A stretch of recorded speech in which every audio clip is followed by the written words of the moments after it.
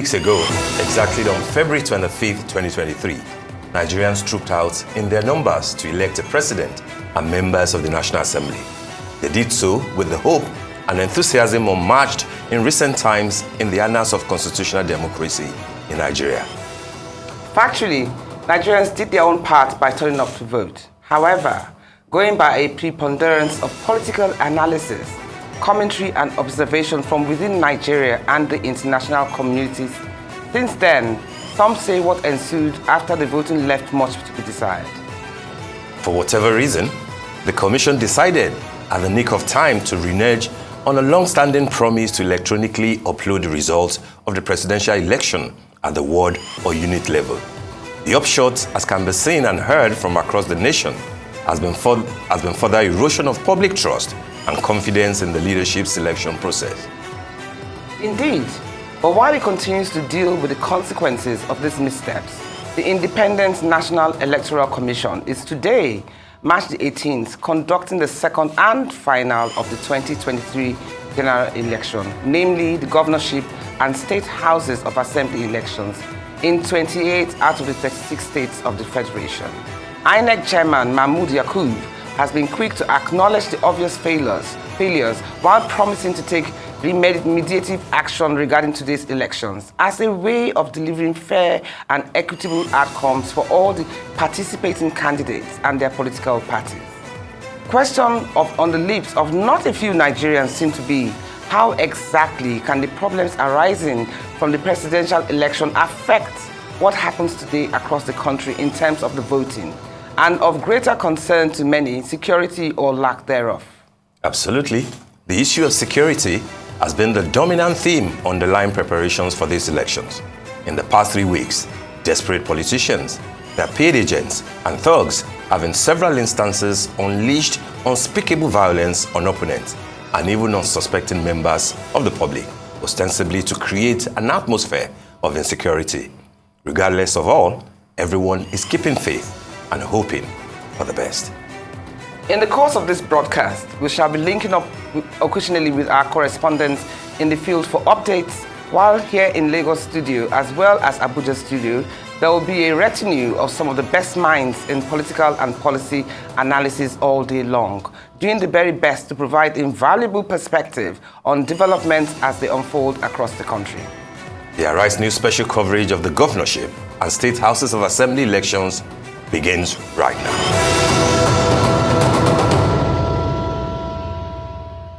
Nigerians across 28 states in the country are this morning heading to the polls to vote in the governorship and state houses of assembly elections.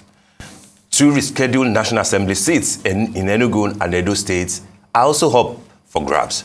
The senatorial election in Enugu East Senatorial District is being held to afford Labour Party the opportunity of conducting a fresh primary election following the murder of lawyer and original candidate Oyibo Chukwu. In Edo State, the election will be for Esan Central and Esan West, a Gweben federal constituency in the House of Representatives. It was rescheduled following issues with the ballot paper for the election. The Independent National Electoral Commission says it is better equipped to deliver an improved process this time around. INEC National Commissioner and Chairman, Information and Voter Education Committee, Festus Okoye, disclosed this in an interview with Arise News. Chinasa Samuel reports. The February 25th presidential and National Assembly elections no doubt fell short of the expectations of many Nigerians. While some commend the electoral body, others criticize the process.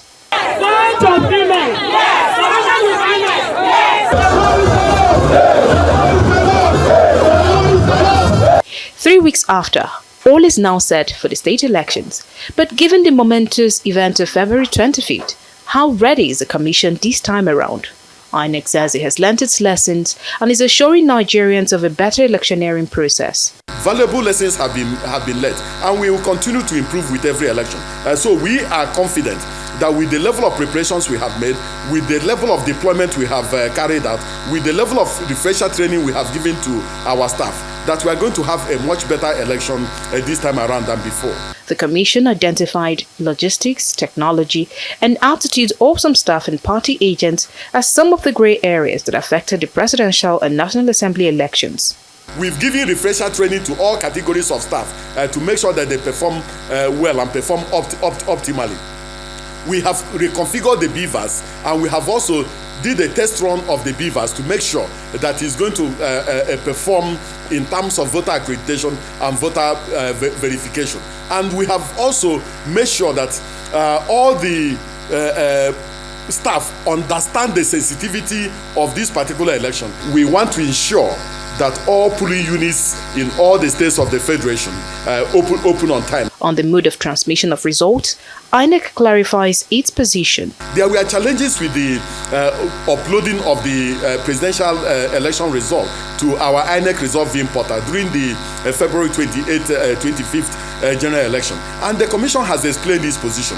Polling unit level results will be transmitted as soon as the polls close from the various polling units, as well as the accreditation data for the election will be transmitted into our INEC result viewing portal.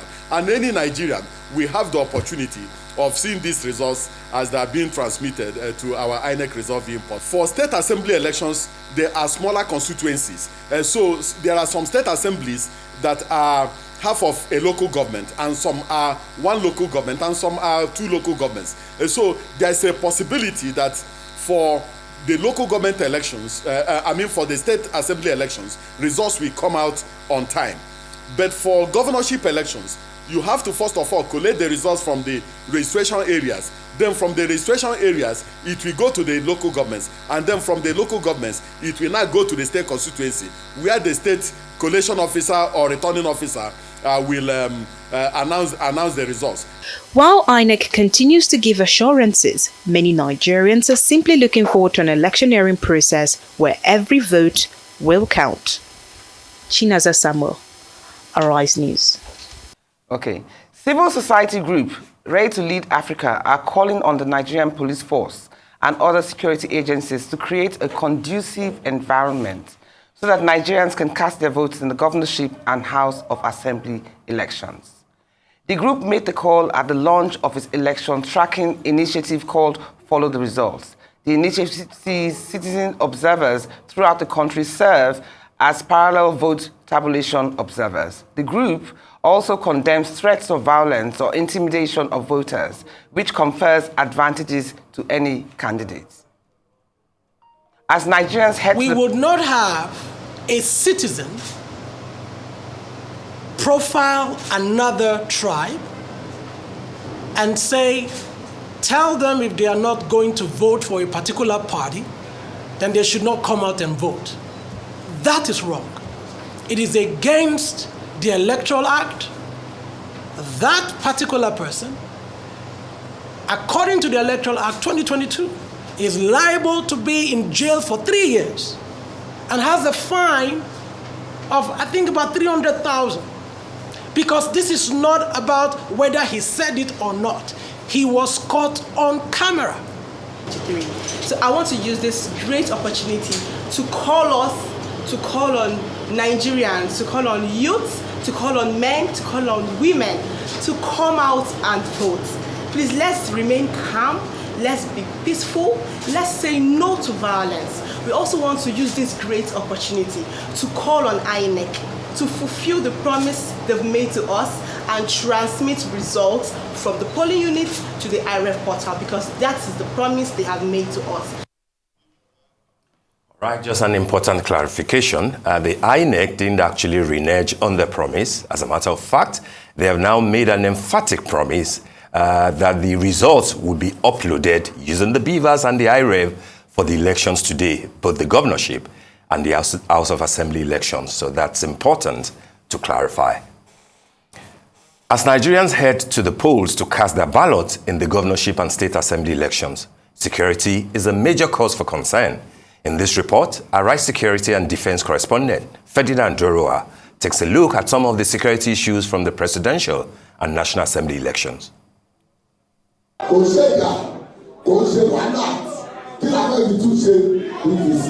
This is a recent video of an official of the Lagos State government. The Lagos State Parks Management Committee Chairman Musiliu Akinsanya, popularly called MC Oluomo, threatening people of a certain ethnic group in the state to stay at home during the governorship election on Saturday if they do not want to vote for the ruling All Progressive Congress candidates. Please,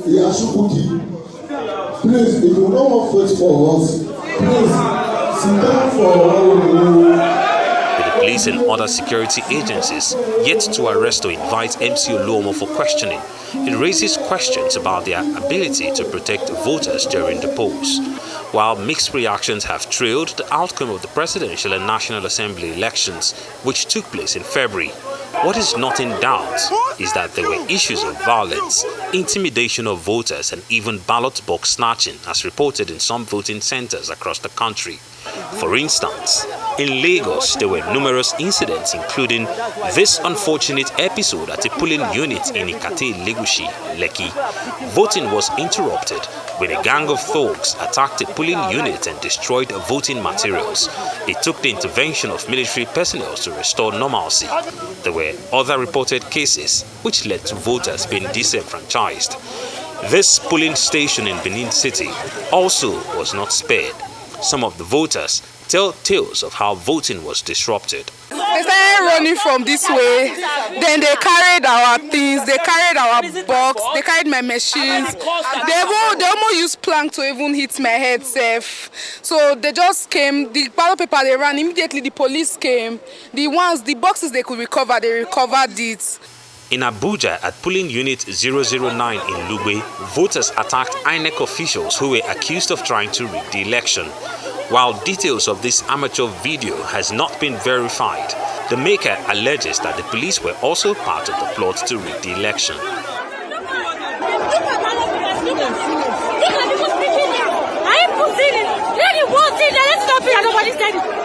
However, a statement by the FCT Police Public Relations Officer says the officers, in an attempt to prevent INEC officials from being mobbed and the materials destroyed, assisted in moving some of the items to safety, to the annoyance of the electorate who poured their anger on the officers as well as the officials. If you don't even vote APC for a year, go your house. Nobody forced you to come here. Go house, so. This threat from this gentleman at a polling station, warning people not voting for a particular party to go home during the presidential polls, further shows how unsafe the voting environment could be. It is made with a police officer standing by. Despite assurances from security agencies, violence continues to rise in the build-up to the governorship elections. In Lagos, the burning of a market in Akere is suspected to have been politically motivated. Kaduna, Rivers, Kano and Maiduguri, among other states, have been identified as flashpoints. The Commissioner of Police in Lagos, Idowu Ohomoa, says Lagos alone recorded 23 of the 203 violent cases captured by the Nigeria police during the presidential and National Assembly elections, while the Inspector General of Police, Usman Al-Kalibaba, has ordered that these cases be investigated and reports passed to INEC for prosecution. Voters are hoping that they will be protected during the governorship and state assembly elections. Ferdinand Duroha, Arise News.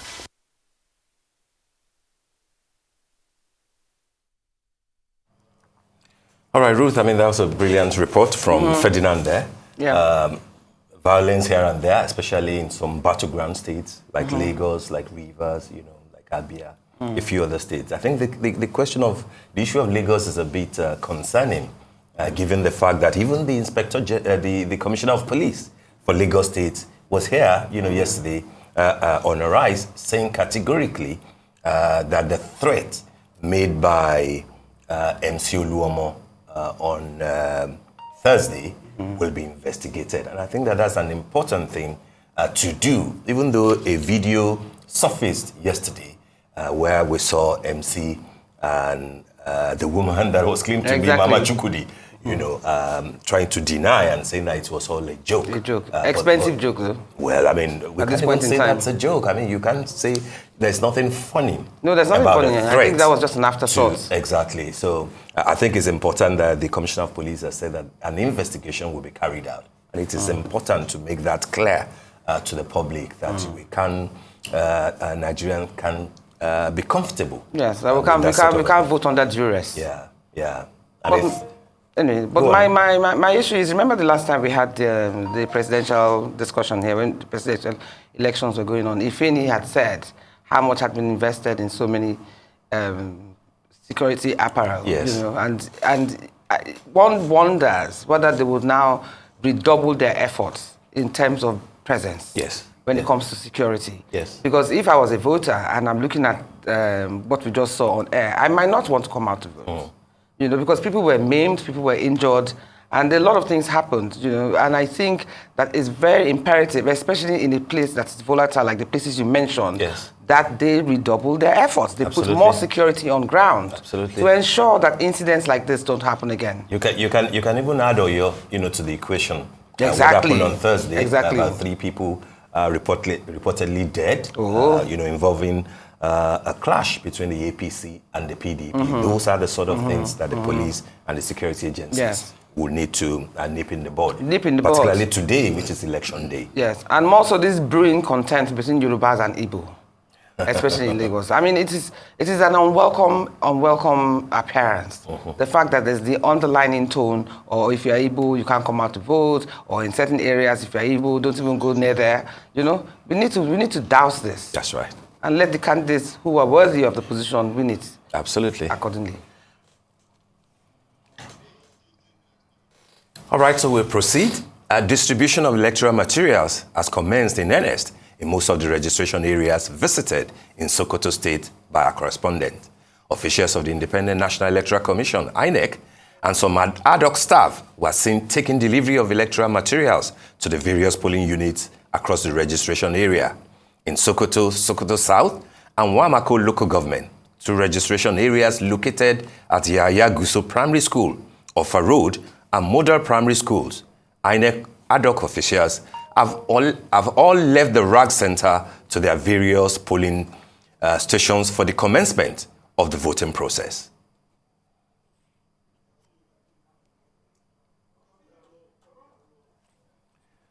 Well, we're now being joined here in the studio by Arise Deputy Managing Director and Analyst Emmanuel Efeni, and the company of lawyer and Arise analyst Frank Tete, as well as Achike Chude, who is a renowned figure in the civil society space, a member of Reclaim Niger, and political analyst. Good morning, gentlemen. Morning. Good morning, Emmanuel, and welcome back from Warri. Warri moderator. Good morning, Steve. Good morning, Ruth. Good morning. Good morning, Achike. Good to see you. Yes. Today is another election day. Nigerians across the country, 28 states to be specific, That's right, will be trooping out to elect governors and members of the state houses of assembly. For INEC, it's also Redemption Day. Yes. After what transpired in the presidential election. Problems, logistics, problems, glitches of equipment, problems, Security failure to upload, problems, security, where persons were attacked in some locations across the country. This time around, INEC had an extra week with that postponement to correct all the shortcomings we observed on February 25 presidential and National Assembly elections. And the promise, I don't want to call it assurance now, because it was a clear promise given by INEC Commissioner for Voter Education, Festus Okoye, that this time around, results will be uploaded real time. And that's the underlining word, real time, not days after the... So Nigerians, I want to believe, must have more faith in the electoral process as they go out today, believing that the security agencies are ready to do their job. Yes, on election day, the police is the lead security agency. Yes, policemen at polling units don't carry guns. But what happens? There must be enough police with firepower to deter not too far from the polling units. that when you can... say firepower, so you're saying that they should carry guns this time No, around? you see, apart from those who go to the polling units to supervise are not allowed to carry guns. Okay. And this is something that over the years, people felt that, oh, why should police go to the polling unit with guns? They will be intimidating voters and all that. So the process now, but in the ring of security around the elections, there are outlets around polling units where policemen, riot policemen, are stationed in their vehicles, ready to move at short notice. Okay. To where there are problems. And we just hope these have been put in place, because we did not see this happening as fast as possible during the presidential election, in such a way that when these thugs decide to go and disrupt, they disrupt successfully and get away. But the thing is that this is not the first time this has happened. Other elections too, we've also had violence at the polling units. So we expect So it's that. not as if it's unexpected. All right, then let's have Achike before we go to Tete in Abuja. Achike, I mean, INEC is basically asking Nigerians to invest more trust and faith in them and in their technology. How reassuring is this promise from the INEC to you? Let me start with the last comment Ruth made, and that is that it is not unexpected. After 24 years of unbroken democracy, it should be unexpected at this time if we had made progress, if we had improved. We shouldn't be seeing it because it happened in the last presidential election and the one before that. Therefore, it has to happen. Again. That means that there is no improvement in our electoral system. By now, if you are deploying maybe off-cycle elections, 35,000, 40,000 security personnel, 10 years ago, by now it should be down to 10,000 or 5,000. Yeah. That means you've made because improvement. you've mastered it. You've mastered exactly. the That means you've made improvement and that everybody is working in the system to make our elections, better. Yeah. So that's one thing. And then talking about the assurances by INEC, nobody will place, no reasonable person for now will place any stock by what INEC says. Don't forget that going into the presidential election, they trusted INEC, they believed in INEC, they had seen a few things that encouraged them. That yes, it appears something is changing. It appears INEC is getting it right. A lot of you people in the media, you took us on consistently, but do you think that INEC is ready? These are questions you kept on asking. And on the basis of all the interventions that we've been having with INEC at various levels, we were able to give, on behalf of INEC, these assurances that yes, we think that they are ready to conduct an election. Some of us, perhaps, I won't say foolishly, some of us actually thought that perhaps this might be one of the best elections in the history of the country. So you can imagine the level of disappointment, and humiliation for some of us also who have had to speak on behalf of INEC. And I was some of you, you people in the media, phone calls, listen to normal general phone calls from Nigerians, and they are blaming you people too for telling them to go to the polls. Well, you understand that you are also responsible, that they believed you people, that you made them go to the polls and all that. But what we're saying is this, it's not about INEC assuring, it's about Nigeria realizing that this is bigger than INEC, that Nigeria is bigger than INEC, that we're doing this not for INEC, we're doing this for our country. We're doing this because this is the right thing to do. We're doing this because as citizens of Nigeria, that we have a responsibility. And even if it is going to take a few sacrifices, we're ready to make those sacrifices on behalf of our country. We're willing to make that sacrifice. But Chike, Chike, hold on there. Arise senior correspondent Oba Adoye is roaming here in Lagos and tracking the progress of Lagos State Governor and candidate of All Progressive Congress, Babajide Sanwo-Olu. Good morning, Oba.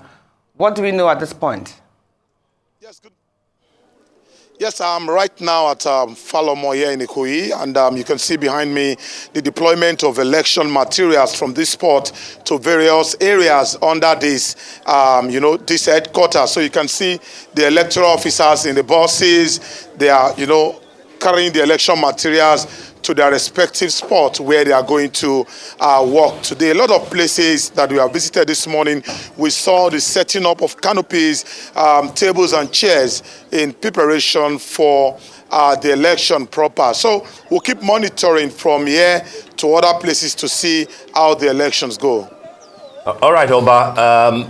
What do we know about the time that the governor, the candidate of the APC, will come out for his accreditation and voting And then if you have to compare the preparedness of INEC officials with what we witnessed on the 25th of February, has there been any improvement at all from what you have seen so far?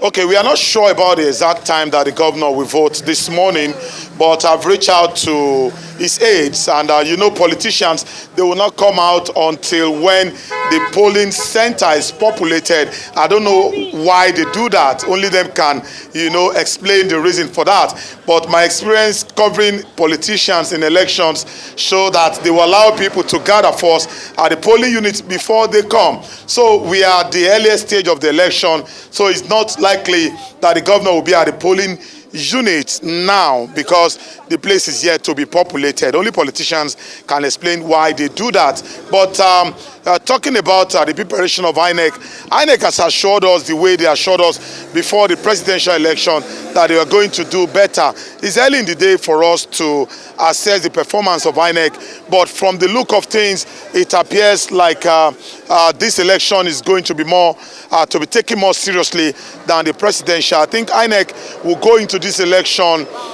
with experiences that they gathered from the February 25th election, and they are going to use that in the conduct of this particular election.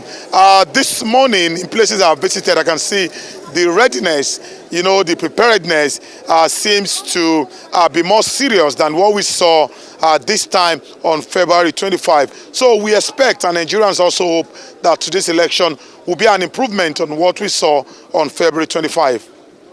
Okay, are there provisions being made in terms of if it rains, and then in terms of security, what's your observation so far? We've been discussing about security issues here. Have you observed anything as the number increased? Are there police officers around? And if it rains, is there a provision to make sure that it does not disrupt the process at all? From the look of the weather at the moment, the clouds are gathering, and any moment from now, you know, it may start to rain.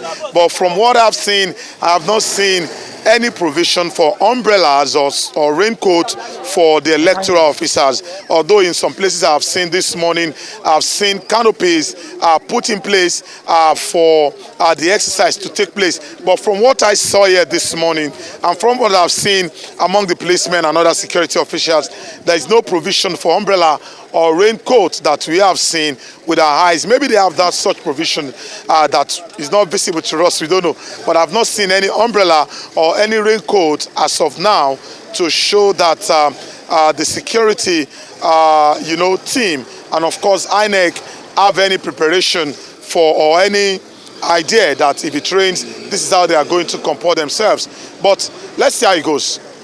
All right, Obadeoye, but be careful how you use the word umbrella there. You know what that connotes. All right, we'll be back to you, Obadeoye. Thank you very much. We'll now bring in Frank Tietie, who is in our Abuja studios. Hello, Frank. Good morning. Good morning. My pleasure.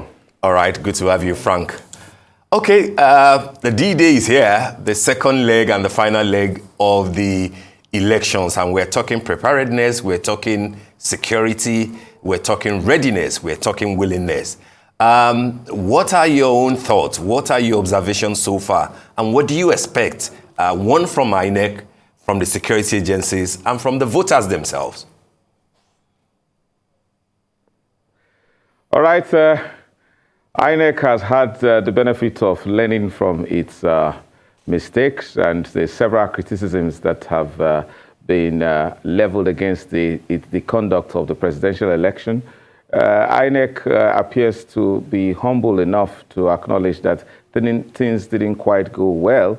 Of course, he blamed it on certain factors together with unscrupulous and scrupulous staff, together with saboteurs and application of violence. But the elephant in the room is that it didn't keep to its promises, and Nigerians are going to this current election with half-hearted confidence on INEC, and that is good for INEC because it has decided to rise up to the challenge. It's had the benefit of a 1-week postponement to configure all the BVAS machines to ensure that their batteries are working and the internet connectivity for all of them is assured. INEC is trying to go on a voyage of self-redemption with these elections that we are currently going through. And we should all line up behind INEC because it is the only INEC we have. It's independent. There is no alternative to it at this time. However, it runs the risk of being the undoing of Nigeria's democracy if it completely loses confidence entirely. But I do not expect that. INEC will live up to the expectation. Again, INEC and the police have not used very well the legal principle, the criminal law principle of binding over to assure security. You do not need to just create any tension by arresting certain persons and prosecuting them during the electioneering campaign period. But long way before then, you just select a number of people in a number of communities and bind them over. They take them to magistrate court and tell them that, look, if anything happens in any of these places, in this community or in this street, we don't care whether you are involved or not, it is you who will hold responsible. It is a principle of law under the Administration of Criminal Justice Act of 2015, which has not been well utilized. At the time, the federal government used it against the strongman of Ibadan politics at Edibo. When it was getting too hot, and the Rashidi Ladoja days and the days where security wasn't assured anymore in Ibadan, they brought him here to Abuja. And the Attorney General then, a very smart Attorney General, I'm sure it was Bayojo, made sure that, look, we're holding you responsible for whatever will happen in Ibadan if you don't call your men to order. That should have long been done to the popular MC Oluomo, but we're focusing too much on Lagos. What about a place like Delta, where I just came from? The apprehension strongly by a certain political party supporters that, look, they were confident in the elections that they are going to do well, but they don't know how to use the instrument of violence to actually sway the outcome of the elections, and that they wish that they knew that. You can imagine. So it's not about flooding the whole place with policemen. You cannot militarize our elections. That is a symbol of the military government, something we are running from, very dark memories, which shouldn't really reenact during our democratic process. However, individuals that are known in various communities should be selected, whether in localities in the Rivers State, in Kano, in Lagos State. They should be listed, letters sent to them. In fact, orders of magistrate court sent to them, or they themselves brought before the magistrate to say, look, we're promising you, you better just pray that there is peace during this election, because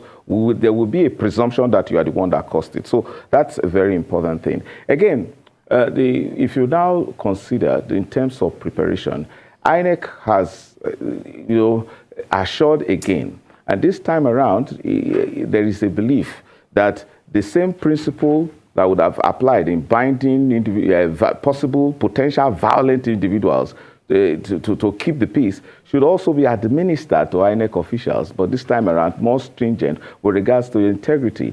I don't know about the oath that they actually administer to these ad hoc staff, people who most times are hungry and they just simply want a job and they want to pay them some stipends, and that's the reason why they want to get into the electoral process.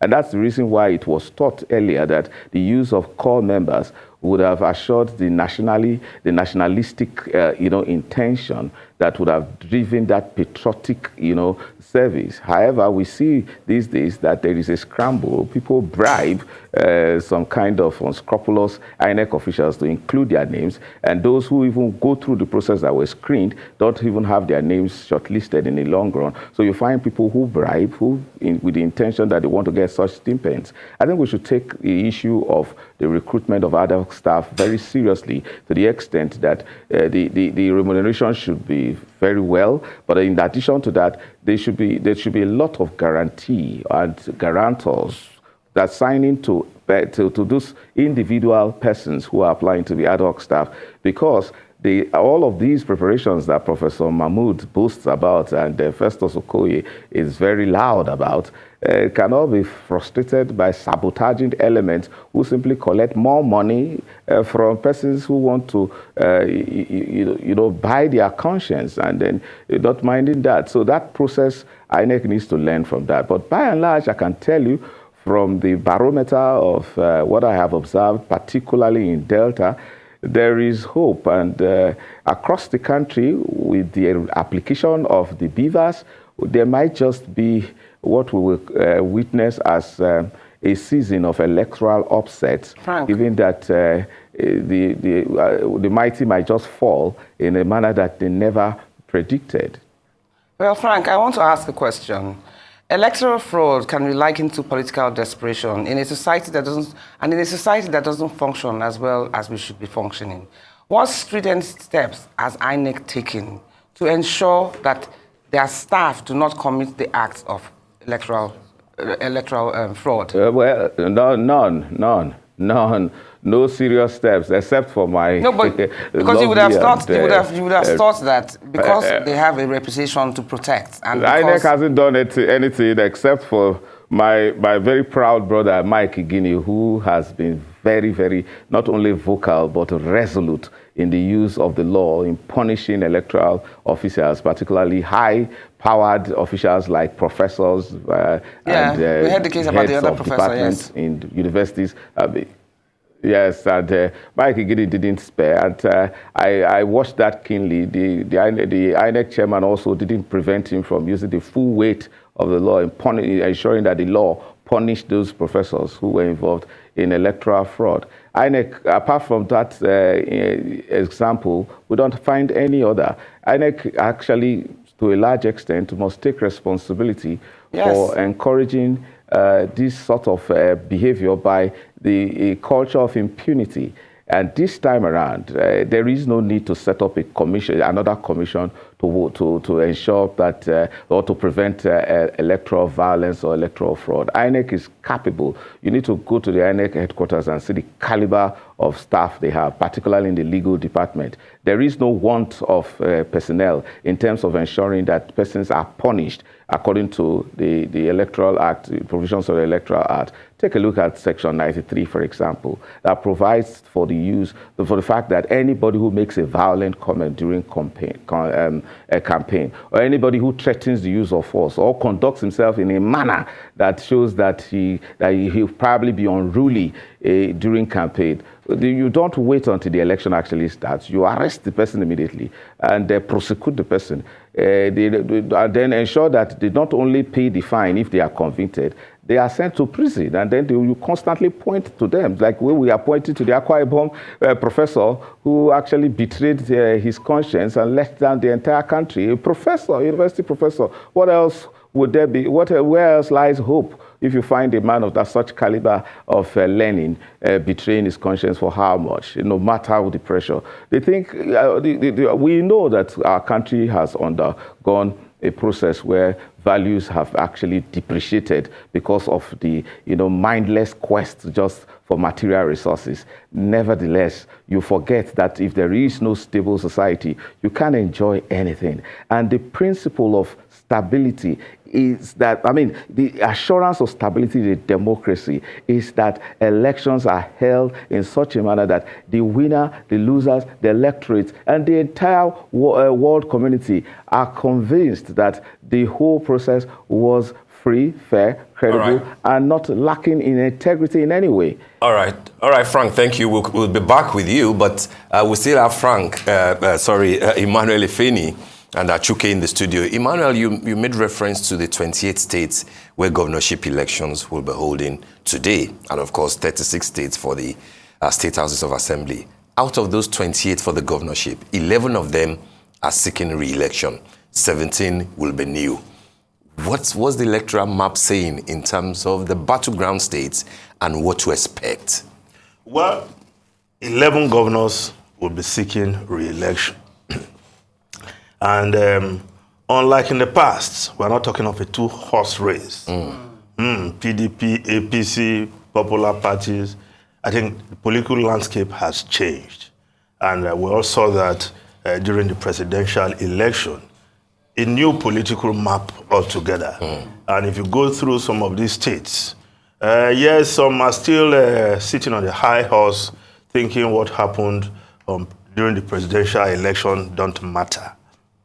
But I can tell you, the people perhaps will come out and show that, well, what happened on that day was not a flog. But to be fair, the usual political gladiators are not sitting easy. And of course, we saw that clearly when I spent, Frank and I were in Warri together, although I was there for almost 5 days, that it's no longer just between A and B, but other parties are also very much staking their claim for the top seat position of chief executive of those states. The incumbents, Oyo and Lagos, Adamawa, Ogun, they are, and amongst others, are redoubling their efforts. Because what transpired on February 25 shows that nobody can take the Nigerian electorate for granted. And of course, the introduction of beavers gave people confidence that, look, our votes will count. So we hope that this time around, the assurances, the promise of INEC to upload results real time will just be the game changer. Let's look at what we have on the screen, starting with Akwa Ibom State. Yes. Like you said, it's not a two-horse race. No. And there are familiar, fairly big names, there. APC, PDP, which other parties there? Labour is there. No, Akwa Ibom is a very interesting state. Yes. Yes, because and don't forget, even those governors that are not running, they are just as anxious as those who are running, because they want to install their acolytes, they want to install their hand-pick, as it were. Successors. Yes, successors. In Akwa Ibom, we don't just want to go into giving anybody, but what I can tell you strictly is that the ruling party in that state is being challenged by a party like YPP, where they have a former commissioner of finance in the state, who in fact stepped down for, was one of the contenders against Emmanuel Udom along the way. And he was hoping that this time around he would have been the peak of his party, but that did not happen. Now the APC also, of course, you can see. In fact, he had issues initially, didn't he? Yes, but I think I can see that it was sorted out. Well, it's on the ballot. Yes, it's on the and ballot of course now. It's going to be very tough battle. Even if you look at the Akpanodo there is also back on the ballot. But even if you look at the geopolitics of Akwa Ibom, whether it is the turn of Uyo senatorial district, Eket senatorial district, between two of them, they say, oh, it's our turn. But there is the Ikorikpene senatorial district where Akpabio comes from. That may just be the game changer. But, of course, most of the candidates are from Uyo. The governor is from Eket senatorial district. So but it's going to be interesting. I think it's going to be a tough battle. Yes. It's not going to be an easy ride. Yes, in Akwa Ibom. Yes. Okay. Then which other state? Let's go to Abia, Achike. Maybe you may want to pick that for us. Abia is also not a two-horse race, from what we have seen so far. PDP is there, ABGA is strong, Labour is unrelenting, and of course APC is making a push. What are your thoughts? Yeah, well, again, we have agreed that the political dynamics in the country have changed, and that there are new expectations, and you have different forces now at play in the politics of the country. And the fact that giants have fallen away have fallen by the wayside, defeated Goliath being beaten by David, gives you an idea that it's not the old scenario, and that there are new realities, and that these realities have implications. And so you have a situation where 10 former governors or present governors have lost their bid for the National Assembly.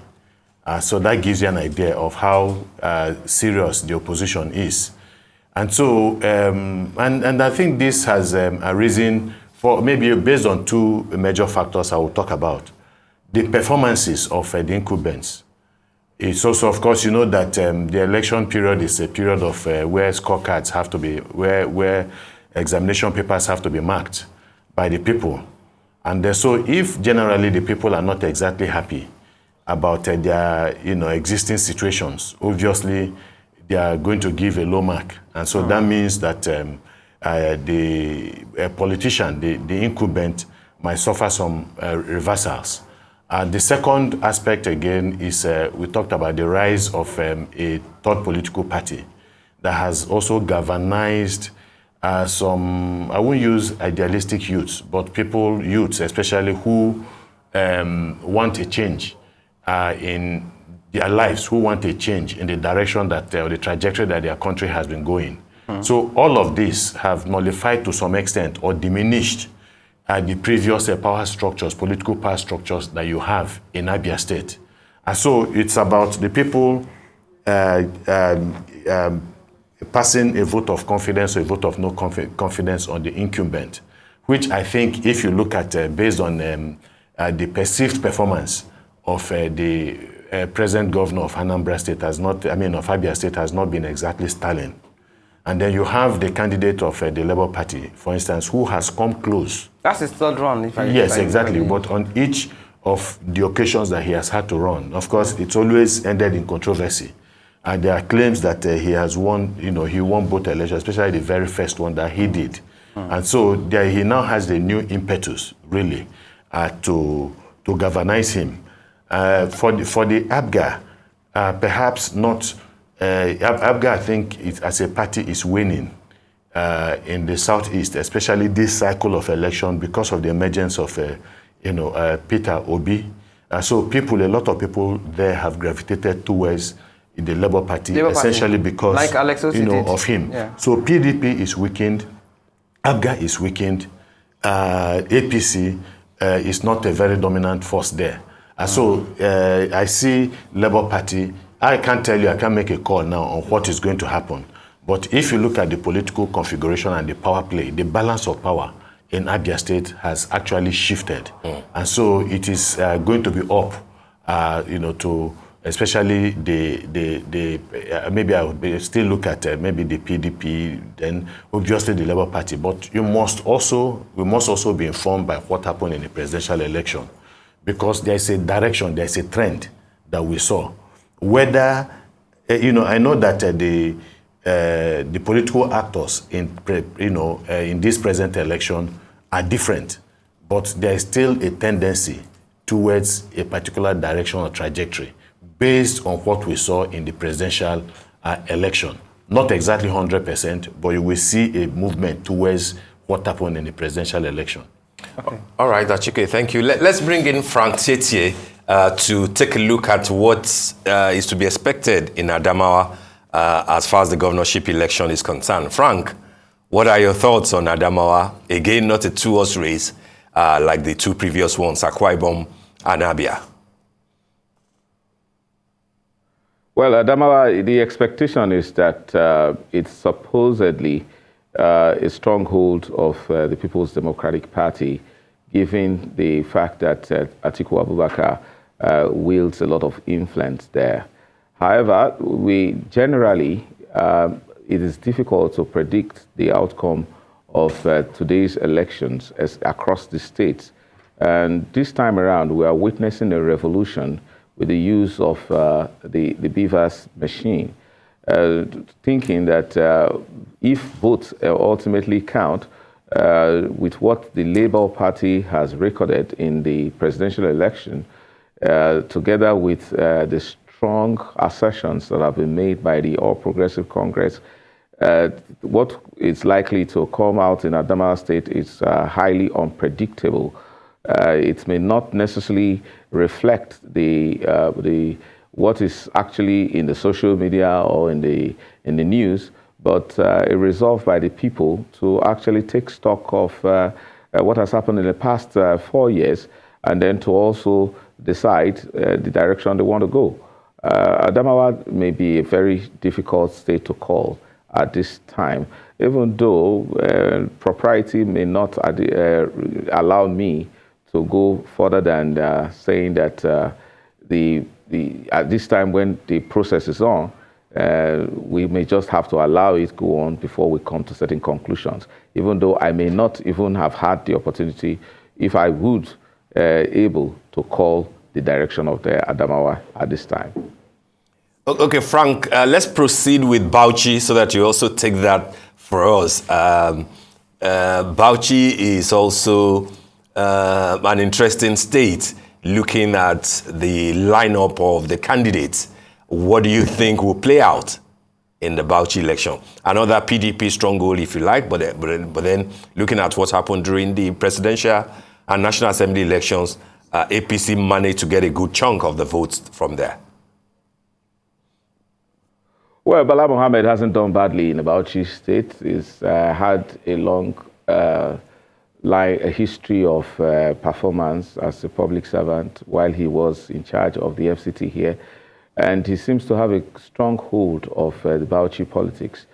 The expectation is that without any upset coming from the revolutionary behavior of voters, which is unpredictable, that is supposedly a PDP stronghold, given Bala Mohammed's influence. Bauchi has not been shown as a state that is able to throw up any kind of political drama to that extent. So expectedly, the PDP should have its way in Bauchi at the end of the day. Okay. All right, that's fine. Coming back to the studio, Emmanuel Ifeni, I mean, we've had Adamawa, we've had Bauchi. Are they indicative of what to expect from the North on a general note? Well, I think each state has its own dynamics. What is going to happen at Adamawa and Bauchi, of course, you cannot say of Kano, Katsina, and Kaduna, where, of course, different forces are at play. The gladiators in Kano, for instance, are people who have been together, the incumbents, of course, the Kwankwansia movement, and, of course, a former governor, Shakara, always in the PDP. And these people have their own stronghold. Okay. But if what transpired on presidential election day should repeat itself, of course, there's no prize for guessing where the pendulum will swing. All right, Emmanuel. Yes. Thank you. Let's cross over quickly to our correspondent in Port Harcourt, where Ovieteme George is standing by to give us update. Bring us up to speed, Ovieteme, as to what is happening. It's almost 9 a.m. INEC says accreditation will start by 8:30. Are we anywhere there yet in Port Harcourt, in Rivers State? Good morning, Steve. Good morning, Ruth. I am in Port Harcourt, the capital city of Rivers State. I had my primary, secondary education here and my first degree. So it's more like returning back to base. It's a familiar territory. This is the Ajib Junction area. Of course, you can see right behind me, officials of the Independent National Electoral Commission, that is the ad hoc staff, are getting ready, waiting for voters to come. Well, just one person has showed up. We believe many more will come and deal with this recurring decimal of apathy during elections in Nigeria. So it is still early. This is Ward 10, Unit 13, Obiakpo local government area. Just some kilometers away, there is a village called Mboshimini, where I had my secondary education, and of course, when I was a student of the University of Port Harcourt. Okay, let's deal with it now.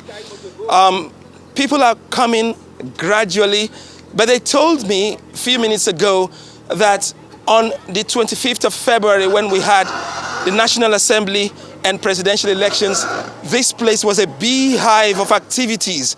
But today, it looks more like a shadow of its former self. But the expectation and hope is that people will still come.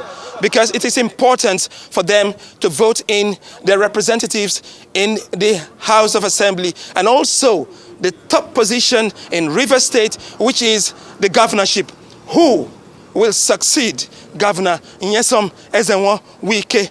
It will be decided today in Rivers State. But right now, I'm at the Ajib Junction area, Ward 10, Unit 13, Obiakpo local government area. Okay? I want to now, ask. 32 constituencies. Oh, sorry. Go ahead. I'll let you finish. I wanted to ask. Anyway. Okay, of course, a bit of... Okay, let me ask, because I think we're having crosswires here. This time, 3 weeks ago, what was the place like? Did you have more people there already? So is this a voter apathy situation here, that the place is still empty, or was it like this last time when you started 2 weeks ago, when the same polling booth? Did you have more people at this time? Well, the morale of voters about 3 weeks ago, for the National Assembly and presidential election was far higher. This place was a beehive of activities, as I said earlier. But today, just a few persons coming in, and of course some party agents seen around. Just one person has taken should we call it a tally as number one? That usually happens when there's a crowd. But today, the lady is just standing somewhere along the road waiting for more voters to come. But I want to say it is still early in the day to say there's apathy. Let's just hope and expect that people will turn out to participate in the exercise. Note that this is 13, we're talking about 13, we're talking about 23 local government areas and 32 constituencies. That is, 32 persons will be voted in to represent 32 constituencies in the House of Assembly in a state where you have 23 local government areas. Well, you can come. Arguably, Kana may be the highest. Well, I have somebody standing here. Please, would like to know who you are. You're looking at the camera. Your name, please. Okay, I'm Engineer Emmanuel Onyige. Okay, who are you? What are you doing here? I am here to vote for my preferred candidate. Okay, tell me your experience the last time without mentioning any political party, your experience, and comparing it to now. The turnout today is very, very poor. In the previous, on the 25th of February, we had a good turnout and people were ready to vote.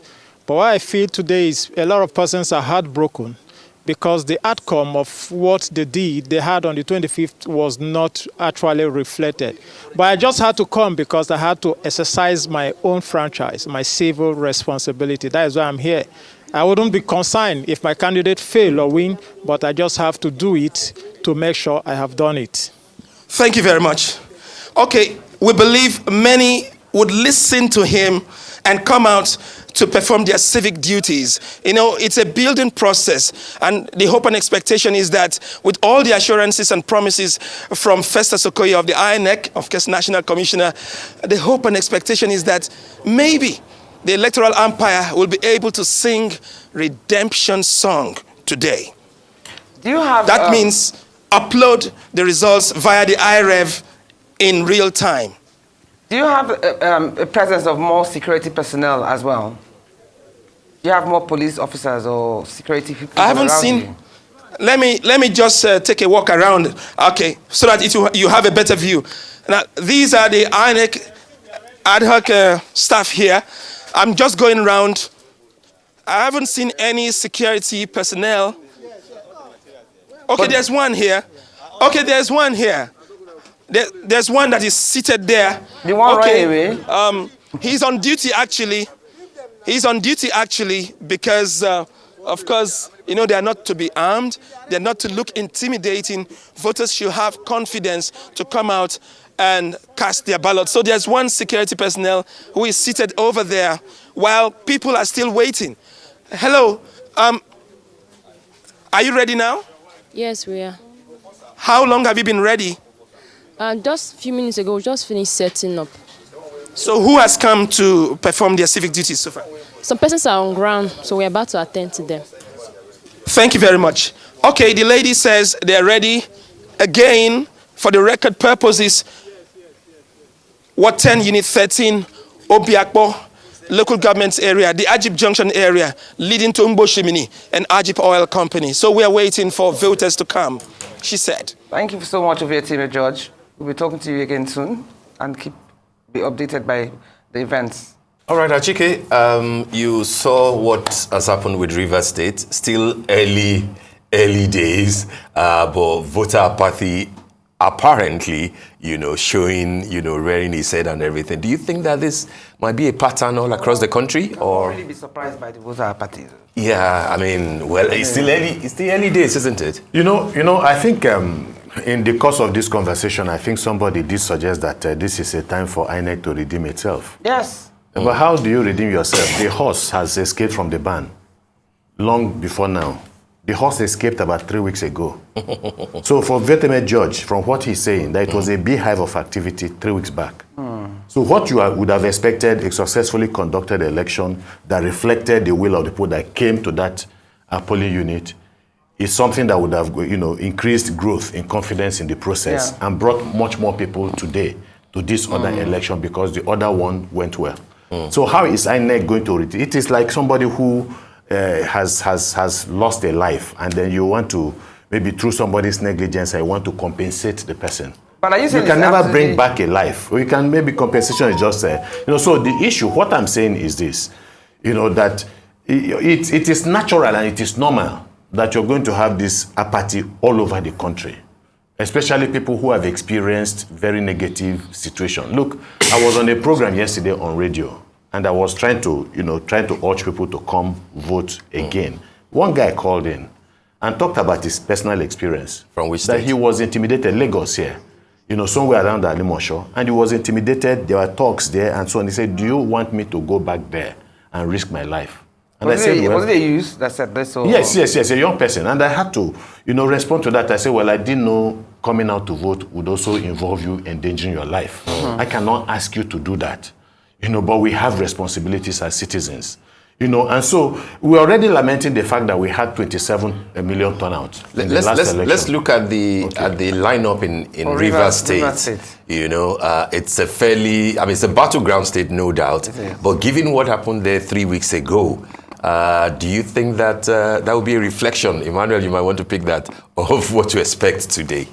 Well, the ruling party in the state has been PDP, but we know the position of the governor and his G5 movement, and what we saw the presidential election, of course, it's not true to type when it comes to Rivers politics, but the governor then said was going to help his own party lose the presidential election. Yeah, anti-party moves. Well, and what transpired on that day. Did he say so? Well, we just saw his body language. No, he supported the presidential, he said that presidential candidate.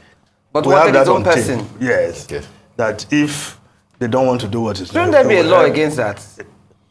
Well, whether you call it anti-party activity, don't forget that the governor had to run to court to get a perpetual injunction that he should not be suspended by his party. But again, Rivers State, big names, Tonyeko, APC. Of course, there is Magnus Abe, former senator himself. And but I just hope that Tonyeko will not be the fall guy for this. The governor's all right, own pick. We'll come back to that, but let's go to Kaduna. From Rivers to Kaduna, our rights correspondent, Nisi Gabriel, who has been on the ground in the state, also joins us now. Nisi, good morning. What's been the situation in your location, please? Steve. Good morning. Morning, Nisi. Yeah, good morning, Steve. Good morning, Ruth. Well, Kaduna is calm this morning, and I'm at polling unit 041, Angwarimi, along Kabbalah Road. And I can tell you that there are concerns over voter apathy, because a few weeks ago, this is not the kind of crowd I saw at this particular polling unit. Well, some say it's still early to say maybe voters will still turn out later in the day, but there are still concerns over voter apathy. Well, let's get a sense of someone who voted a few minutes ago, Augustine, and he will walk us through his experience while he was voting. Good morning, Augustine. Good morning, sir. You just finished voting. Yes. So tell us, how was your experience? How did the beavers work? Was it a seamless process? Yeah, the beavers process is very smooth, and the election went smoothly also. They have credited me, and I voted also. But compare the last election, that's the presidential, and that of this one, the turnout of the presidential, it is higher than this of the governorship and the State House of Assembly. The turnout is just very, very low. That is also the true fact of it. All right, you're a resident here in Kaduna State. Yes. Are you hearing any rumor of violence or any crisis? No, there is no, so far, there is not any rumor of violence and crisis, to the best of my knowledge. In this particular polling unit, at what time did the INEC officials come out? The INEC officers came at about 7:20. They were here around 7:20 a.m. So, and they came with all the materials and fixed up their materials, and they started voting accreditation and the voting at the same time at 8:30. That's exactly 8:30 a.m. Okay, thank you very much. You're welcome, sir. All right, you've heard from someone who just voted a few minutes ago. Here in this polling unit, INEC officials came out early polls here in this polling unit, and I want to believe that it will be same across other polling units here in Kaduna State. But we'll keep going around polling units to monitor situation. Steve. All right, Nisi. Well, it's still early days, as you admitted. But then looking at the fact that the governorship election and the State House of Assembly elections will hold, I mean, shouldn't that naturally pull more people out? Because we are dealing with people who will represent citizens and voters in Kaduna, not just, who the president is or who the senator is. What could be responsible from what you have observed in Kaduna?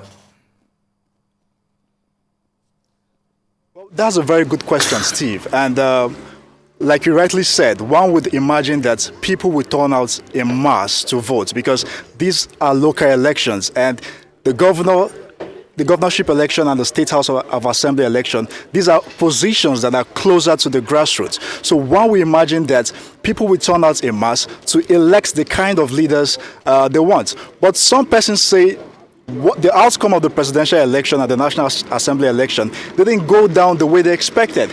And many other persons say that INEC officials didn't put out the kind of showing they promised earlier. So to some persons, because I spoke to a lot of voters across Kaduna State yesterday, many of them were disappointed. Many of them say, in fact, as a matter of fact, they are not optimistic. They don't have that enthusiasm to come out today to vote. So those are the kind of issues we have. Many persons have lost trust in the electoral umpire, that's INEC, and it's yet to be seen if INEC will prove itself or redeem its image in today's election. Okay, Nisi, do you also feel that an extension of the date has added to even more to this voter apathy? There's an impression that they asked for that week so that there'll be enough room for manipulation or what have you, because INEC still has not won the faith of its people. So do you think that extension of the date from last week to this Saturday might have also added even more to the voter apathy? Well, that might be right and that might be wrong to an extent, because some persons say the extension of the 1 week extension by INEC actually gave political parties the opportunity to campaign, to sell themselves to the electorate, and to also carry out more voter education. Why some other persons believe that, just like you said, it's not worth coming out because they've already lost their enthusiasm to come out since the election was extended by 1 week. So it's neither here nor there, different views here and there. So, but largely speaking here in Kaduna State, the 1 week extension gave INEC the opportunity to prepare and put its house in order. And that's why we can see here today that at this particular polling unit and other polling units across the state, they came out early.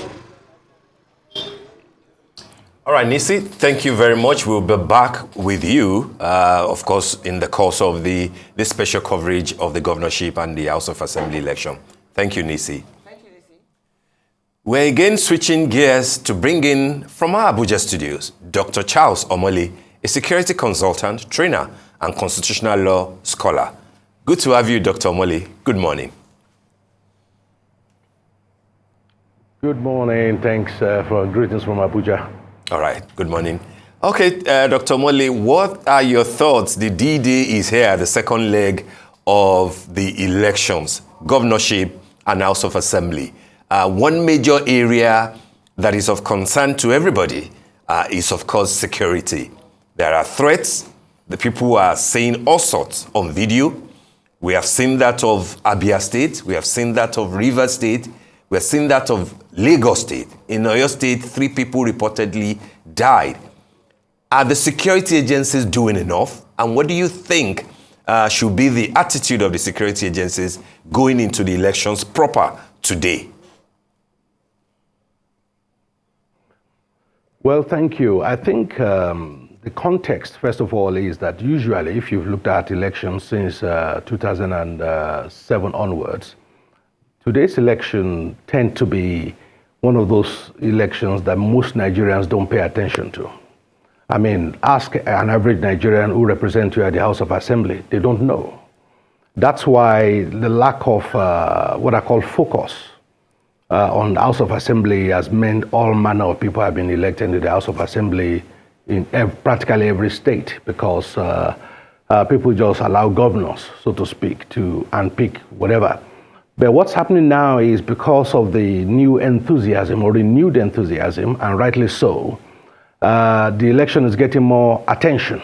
I mean, the governorship, yes, that does get some attention, but the House of Assembly side of things is not something a lot of people pay attention to, and it's good they are doing so now. In terms of security, the problem we have, is the fact that our general security posture as a country is reactive, not proactive. So we tend to react to things rather than prevent things. Clearly, the security agencies, especially the police mainly, we have what I call the heat map, which is, which are the states that are of concerns in terms of security. And then even in that state, there will know areas that are of more concern, in terms of local government or wards. And their deployment should reflect the heat map of each state. So which means that some areas have a light touch if the analysis is such that that should be okay. There are some areas where there'll be a lot more deployment. For example, in a place like Lagos, because Lagos is one of the 4 key states of concern in terms of security today. We're talking of Lagos, Rivers, Kano, and Kaduna states. Those are 4 key states that we need to watch in terms of security. And that's because of local factors, that's taking place there. So in a place like Lagos, for example, I expect more deployment in areas where there are more non-indigens, so to speak, populating that area, given the analysis of what has been going on prior to today. Certain areas, they might not need as many security deployment. But then what then needs to happen is, there are provisions of the law that the police could easily use. But again, the instrument really is proper and adequate intelligence. The key players in these areas should have been approached by the police to say, look, we are watching you, we know what's going on, and that can serve as some form of deterrence. It was earlier mentioned the concept of binding over. That is, again, could easily be used as well. But like I said, the challenge, as with everything else security in Nigeria, is we are very reactive. And that, I'm afraid, will play out today in many states, where you will see that the focus of security will end up becoming, how do we arrest a situation that is deteriorating, rather than this is what we did yesterday, last week, and as a result, we avoided certain things today. We need to change that paradigm to be more proactive, so to speak. But I think the fact that the citizens are more, and yes, go on. Well, there's a lot more that we want to discuss with you, but we want to introduce one of our correspondents on the roads right now. So please hang in there. We'll be right back to you. So our Rise senior correspondent, Oba Adoye, is roaming here in Lagos and tracking the progress of Lagos State Governor and candidate of the All Progressive Congress, Babajide Sanwo-Olu. Good morning, Goba. How's it going so far? What do you have for us? We are right now at Nigeriadecides, St. Stephen's Primary School, precisely where the governor is expected to vote later on this morning. And if I compare what I've seen this morning with what we saw during the presidential election, there is a poor turnout of people, because by this time during the presidential election, this place was jam-packed with crowd. But today you can see it's very scanty. They have chairs around with nobody sitting on them.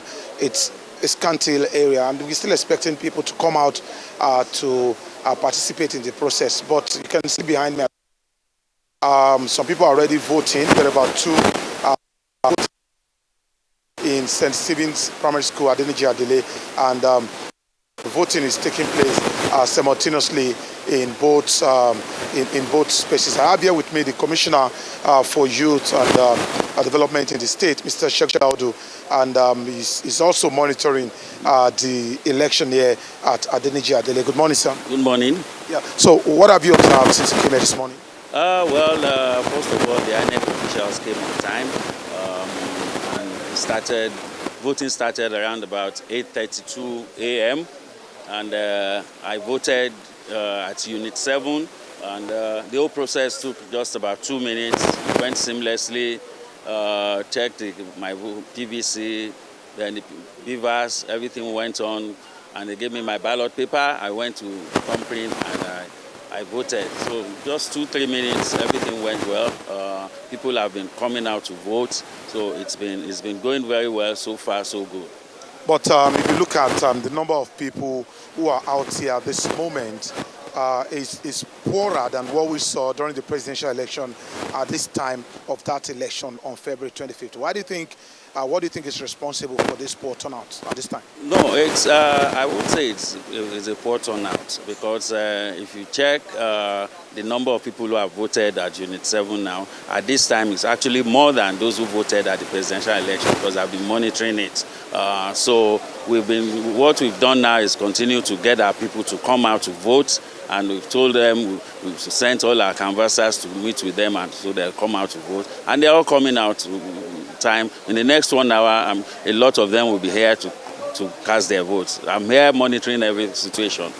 But we saw some young people on the road playing football, just hanging around without participating in the process. Why is this so? What do you think?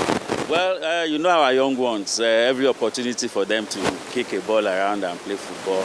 But what we've been trying to do is getting all our people to go and monitor them, to ensure that they go and vote first. After they finish voting, they can continue playing their football on the road, because the roads are free today, so it's okay.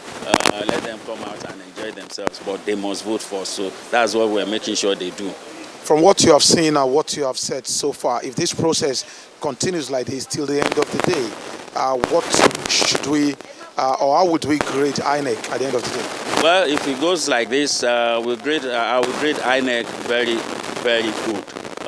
Everything is working well. There is no glitch, there is no problem, there is no delay in everybody voting. So for now, if it continues like this till end of voting and collation of results, I'll rate them very high. All right, thank you so very much, sir. I've been speaking with the Commissioner for Youth Development in Lagos State, Mr. Olusegun Daudu, and you listened to him there saying that a lot of people have actually, been here to cast their vote before we came here.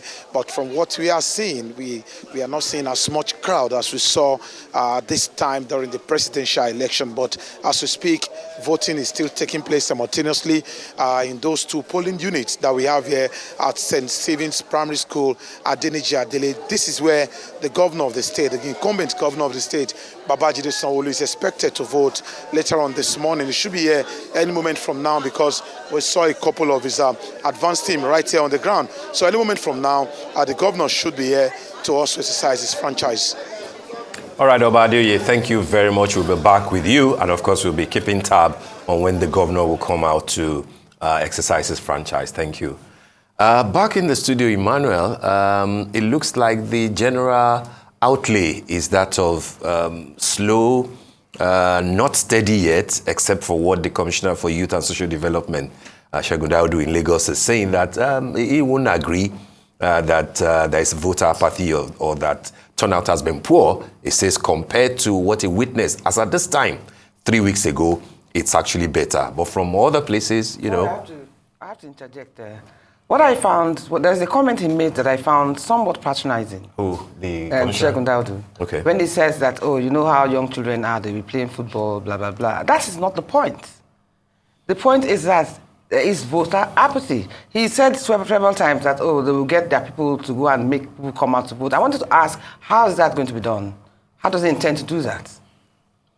Well, from what we're saying, could it be the process is so smooth that people come out, cast their vote, and leave without crowd gathering? But that's just an aside from what he's explaining. But again, elections, governorship, House of Representatives, House of Assembly, elections, you expect that this is the one that is closer to the people.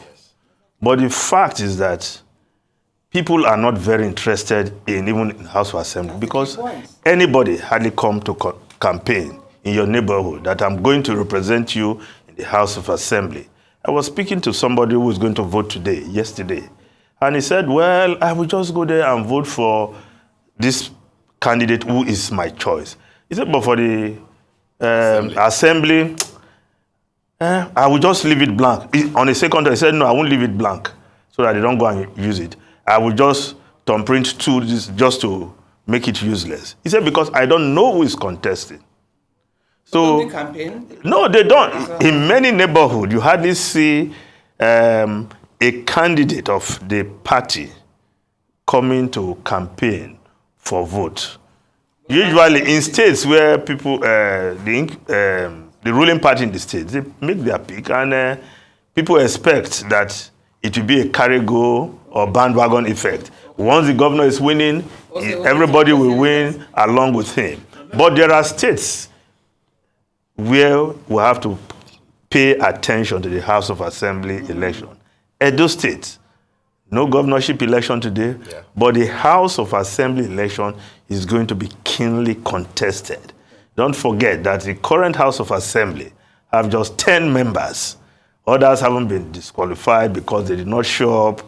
And the other party, I don't want to start naming parties now. I say, look, this is a time to take hold of the House of Assembly. And the governor also knows that if another party takes control of the House of Assembly, he may just be in trouble. He can, an impeachment process can be started under any flimsy excuse. So Edo State is, though no governorship election taking place, but it's a state that we have to watch. House of Assembly election, and of course, one federal constituency election in the Esan area. So, Edo State, I think we will be hearing a lot from that state. It's going to be keenly contested, the House of Assembly election. Achike, before you come in, just to establish the thing about state House of Assembly, why it might look like they are not campaigning.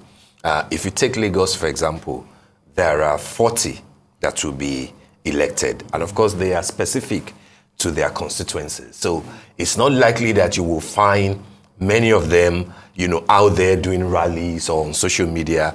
They are targeting their constituents directly. Some of them will be popular on social media, but then you won't find the sort of campaigns that you associate with governors or president with the House of Assembly candidate. But that is not to say that they are not campaigning or that they are not known, especially in their constituencies. Yes. Yeah, I think of course, I will take all of this. Okay. I think I agree with you.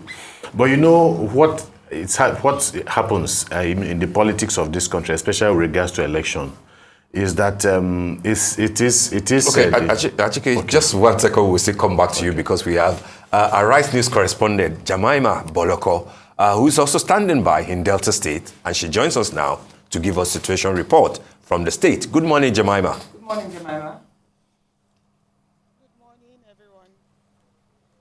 Hello, Jemima. Can you hear us? Good morning, everyone. All right. Good morning, everyone. Good morning. Yes, what is the situation report in Delta State as at this moment? Is everything all right? Have people started voting? Okay, we're live here in Orogun, Delta State, Ughelli North, where it is the house of the Deputy Senate President, who is the 5th citizen of Nigeria. And he is the candidate, governorship candidate of the All Progressive Congress in Delta State here.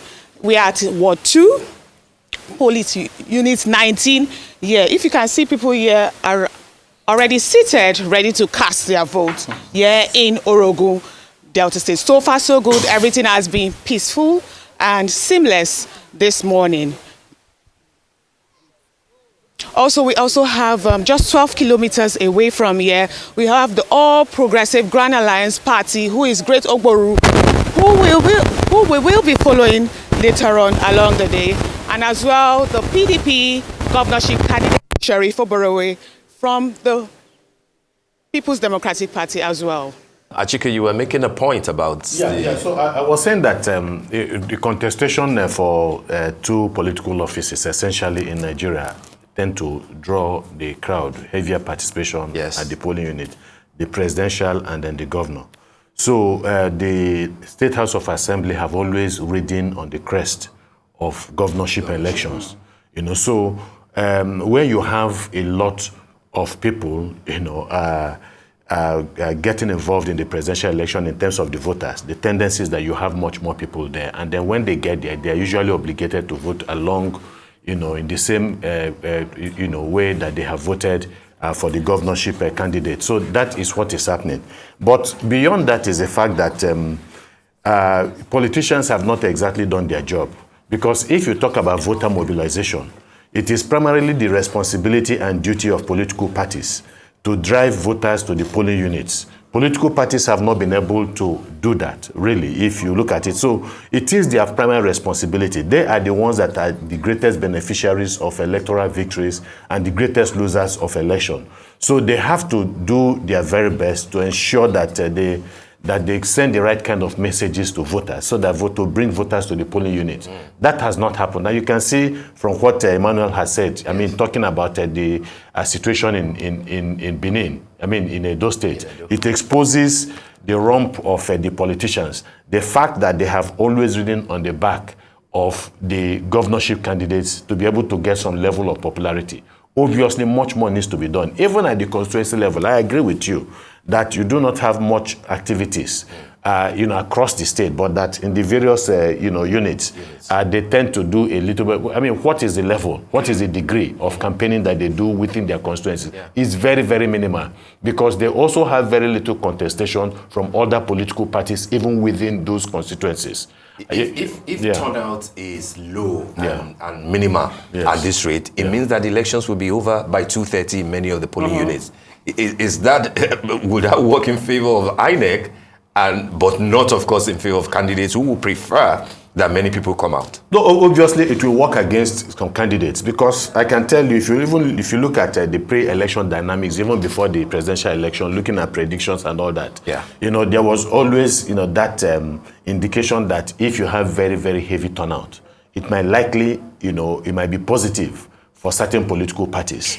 But when the turnout is reduced, then it works in favor of others. And perhaps that is why we are having all this violence. Because what's the essence of the violence? Voter suppression. People don't seem to understand that it is targeted, you know, at a particular, it's not just sporadic, it's not just accidental. It is deliberate. The issue is to keep some people away from the polling units because they will represent a significant, you know, challenge to the ability to come back to power. You know, so what they do is that, you know, create that environment that makes it difficult for people to want to come out. And then once that is done, then they have better chances in, you know, cruising to victory in the elections. So that's why I use the word, you know, voter suppression. Voter suppression is not when you know, manipulate the process even at the polling unit, but all of the other incidences that even happen before the actual election day can be aimed at voter suppression, getting people who otherwise would have wanted to come out to exercise their franchise, to prevent them from coming out to vote. So if thereby you end up ensuring that people do not turn up for that election and giving yourself a better chance to win, you know, that contestation. Okay. Anyway, good to hear. Our rights correspondent Obietime George joins us now from Bayelsa State again. Ovetime George, are you there with us?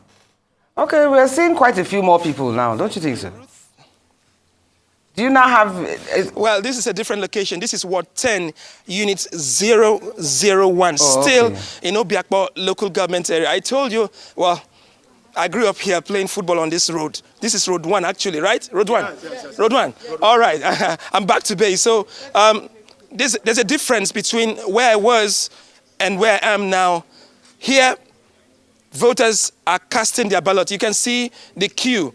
And of course, the ad hoc staff are doing their work. You can see to my left now, somebody is casting his ballot into the assembly box. He'll move over to the box for the governorship election. So, like I said earlier, it is early days. However, people are concerned about the turnout for this election. Well, I would like to speak with, where is he now? Man, the man has disappeared. He was here with me. He was talking about his experience, and now we're looking for him. But the good thing is people are beginning to come out to vote. Okay, I found my friend. Yeah. Hey, bro, how are you doing? I'm good.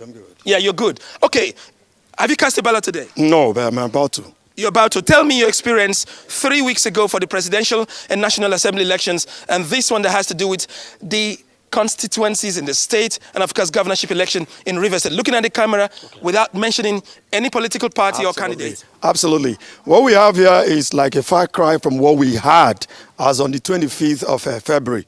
What we had here as a 25th was a carnival.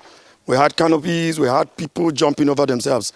We had a situation where, as it stands, even under the rain, the sun, nobody was interested in running away. We all filled these arenas, you can see. But right now, from what you're seeing, it's a far cry from what we had. The apathy here is evidently clear for all to see. We had a situation where more than half were not able to vote on that day.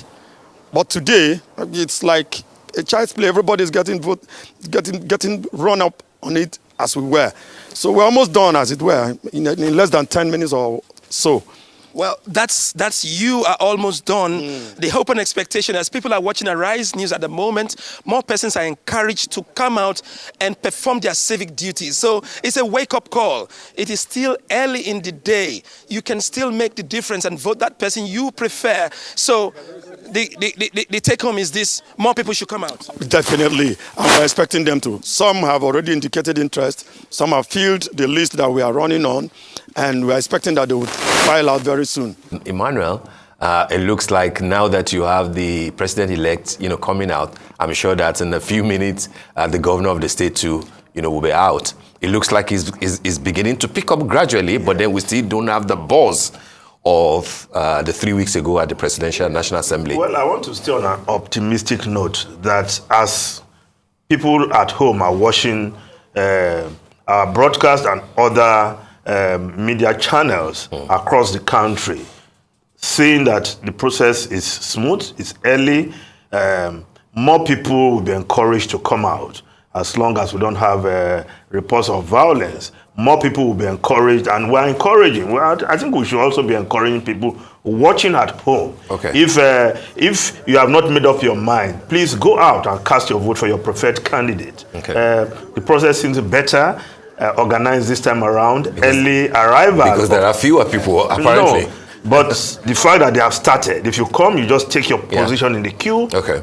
To get to your turn. So we encourage people to go out there and cast their vote. If you are at home listening to Arise News channel, please go out there, cast your vote for the candidate of your choice. The process is faster. Yes, it's faster. So I think INEC must have also at least learned one or two. in River State, where Ovetime is now, you can see that it's sort of beehive of activities. So we expect that more people will come out before the 2 p.m. Okay, so this is Lagos State now. Ashwaju is casting his ballot, and I think that's a special advisor on communications to him, Dele Alake, former Commissioner for Information in Lagos State. I'm sure at some point, when Ashwaju is done, he will speak with the media.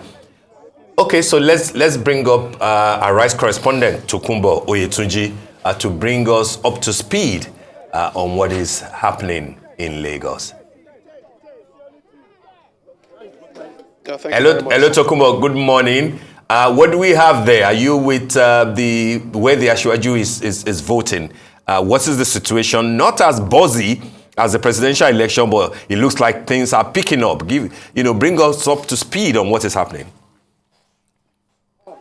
Yeah, Steve, where we are is the voting point here at Sunday at the Governorship Lausa, where the president-elect has just arrived and is just been accredited alongside his wife and is about casting his vote now. That's what we're looking at. Contrary to what we saw during the presidential election, like you said, there is a good number of people that have turned out here, but not as large as we had it during the presidential election. But the president-elect, we literally could barely see him physically. When he was so surrounded. It was like yes. it was like honey with bees all over him. And here, it's as if you just have like 1/10 of the crowd. Exactly, which is the point I was making about why the process seems a lot smoother and faster. If you have fewer people, it will be like that. But that is not also to discountenance the fact that it looks like INEC has gotten his act together as far as the beavers is concerned. Is that your observation? As Achike said, it's probably medicine after death. No, not necessarily, not necessarily. Don't forget that last time around, many people came out very early. Had to stay in the sun till 2 o'clock, till 4 p.m., some overnight. So they are taking their, I want to believe they are taking their time this time around. So that you don't come there and wait for so long. But as the information, as what is going around, that look, is different this time. The INEC officials are there. They are attending to people speedily. I'm sure more people will be encouraged to come out.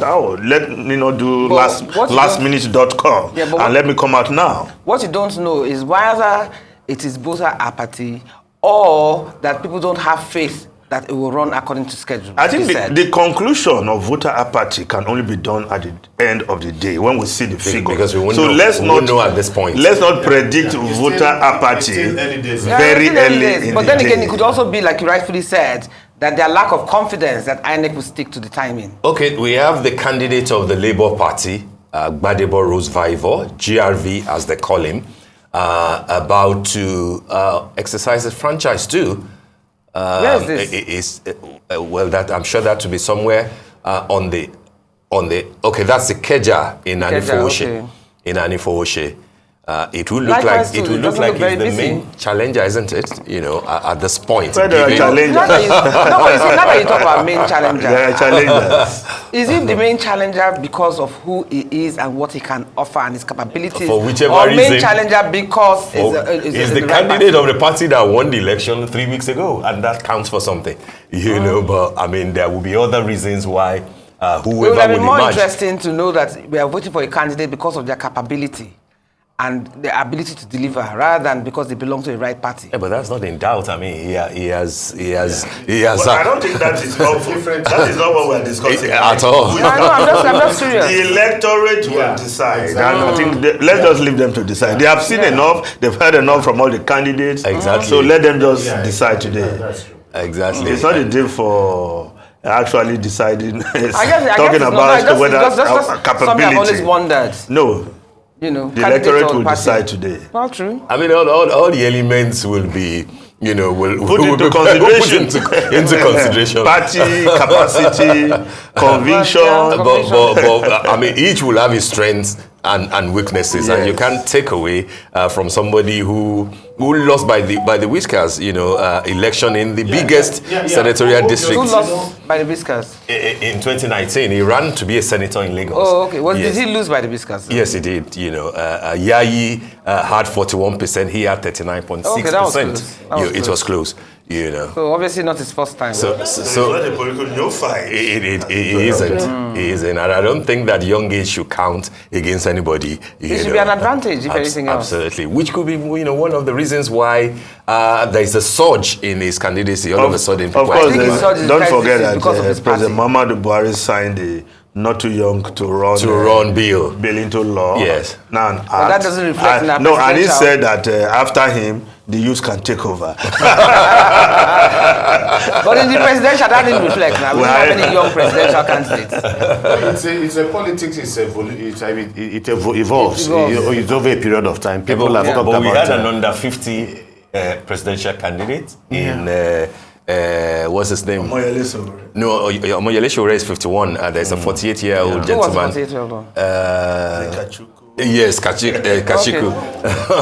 But we hope the time will come where we will actually have young, vibrant. But what is happening now is that some of these old guards, their time will just pass.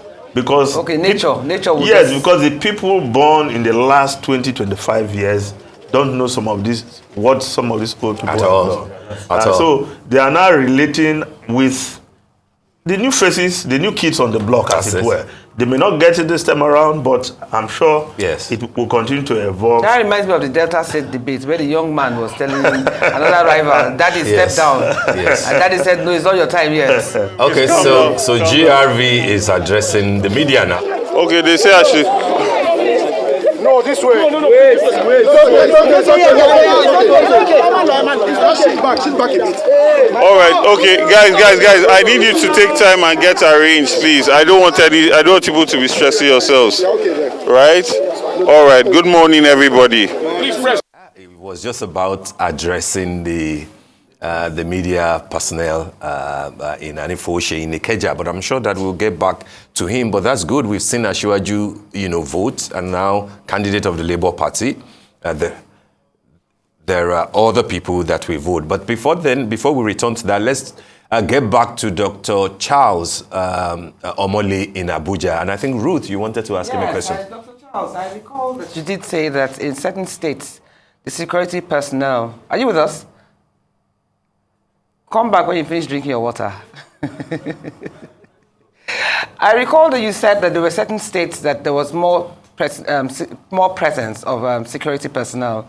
You mentioned Kaduna, you mentioned Kano, you mentioned Lagos, you mentioned Rivers. But if I recall, when we looked at Rivers, there was hardly any security. There was just one. So is it a question of you bring in more as and when needed for the states? Okay, I think we've... we couldn't get Dr. Omole, so... But did you notice that Gbadebo didn't have any security people around him?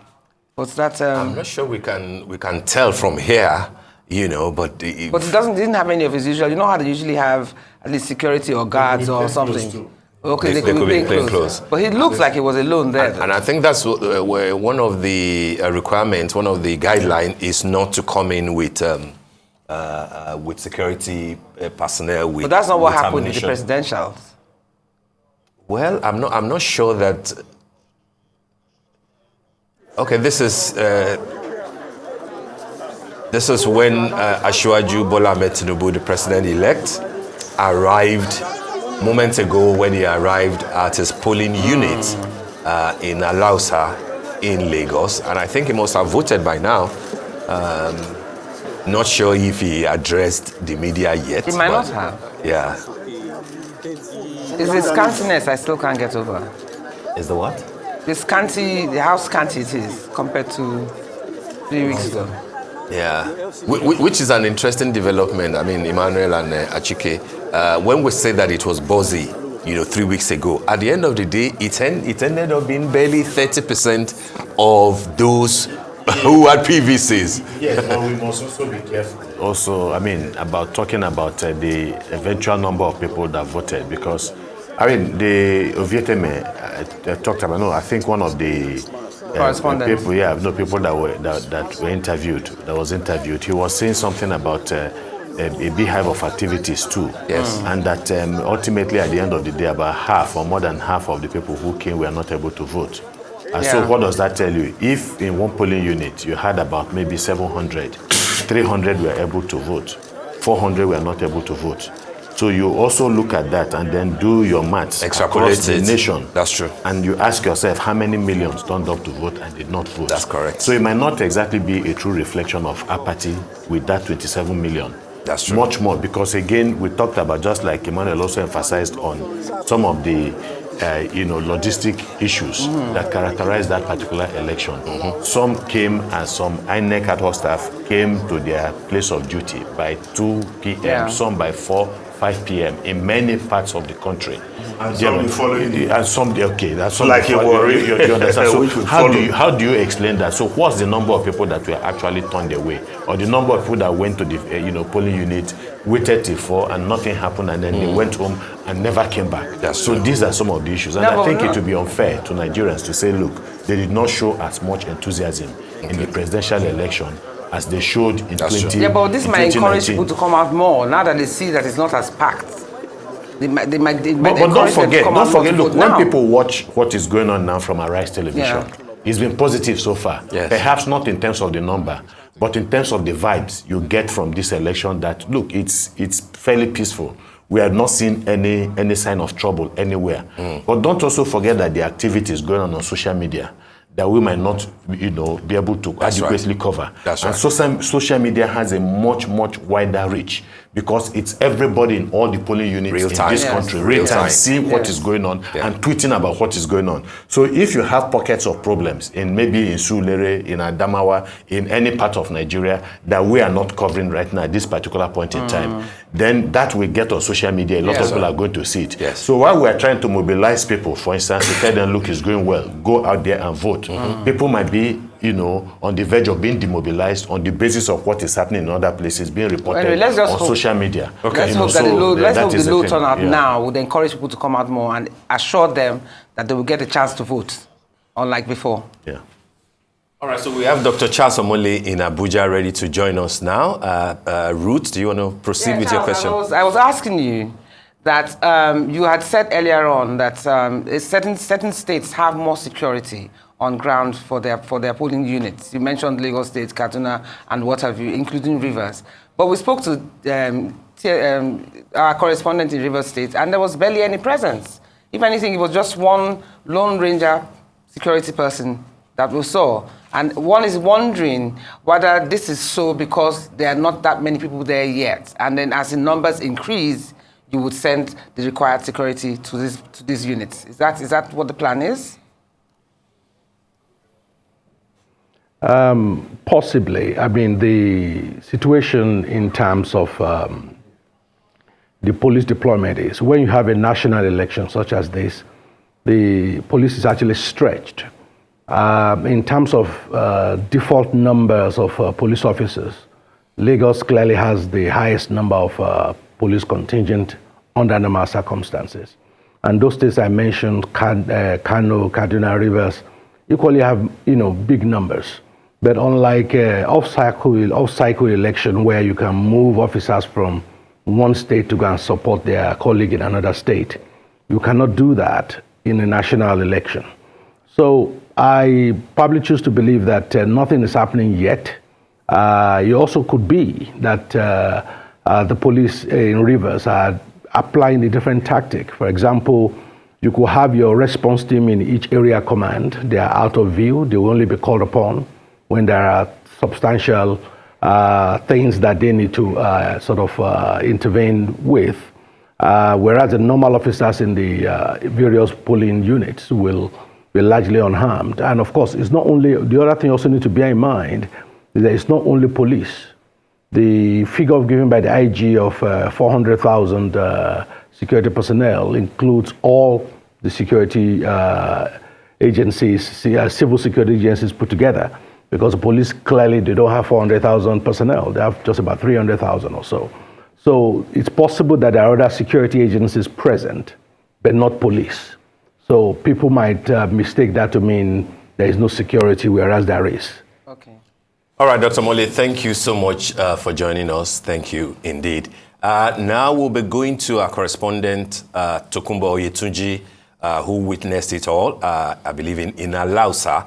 Hello, Tokunbo, are you there? Hi, Steve. I'm still here at Alausa, where the president-elect, former governor of Lagos State, Asiwaju Bola Tinubu, just voted at this polling unit right behind me, like we showed earlier on, Steve.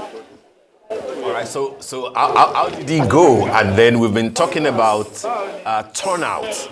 We know that there's an improvement, at least from your end, if you compare to what happened as at this time to 3 weeks ago. But then on the general note, what will be your assessment? Asiwaju has been there, now he's left. What is the situation? Do we have more people compared to last time? And what is the expectation?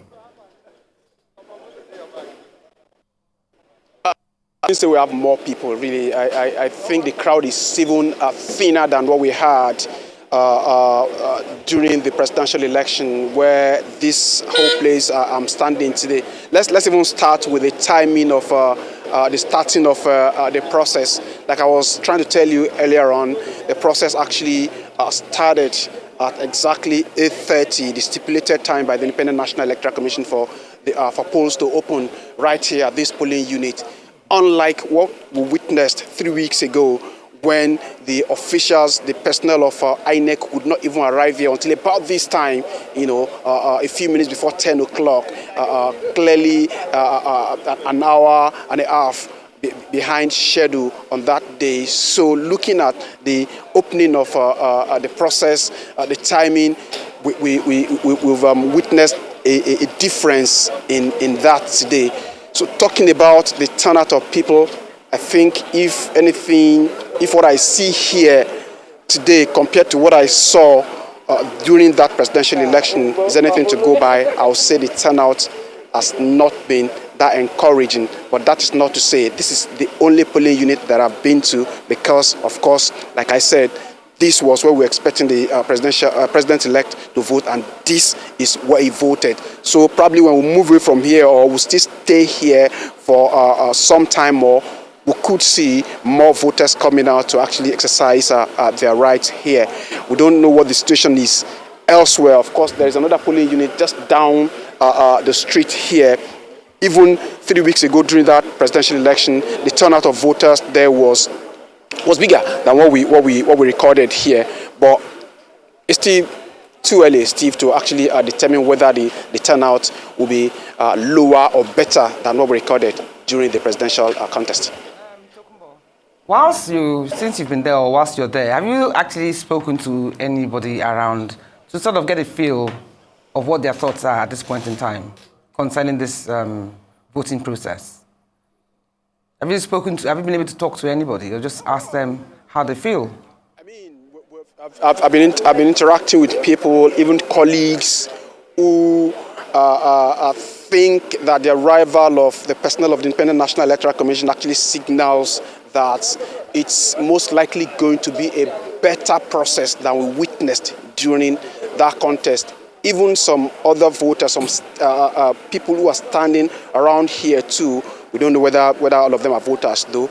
They seem satisfied so far with the process, but we don't know what the day has in stock for us. So we are going to be watching. We are going to be keeping video. We're going to be observing the process and give more report on what the situation is then, that we can determine whether it's actually better or is lower in standard than what we had witnessed 3 weeks ago. Okay, Tokunbo, so timing and logistics pass mark from what you have said so far, but in terms of the technology, usage of beavers, and turnaround of people being accredited and voting, will that also end your pass mark from what you have observed so far? Definitely, Steve. I mean, when maybe you could say maybe that may not be the best way to judge the functionality of the technology. I think it took the president-elect less than 5 minutes to actually get accredited and cast his votes. At this point, and even others that had been here before him. We had his daughter, the Yaloja General of Nigeria, Folashade Ojo, who had equally been here.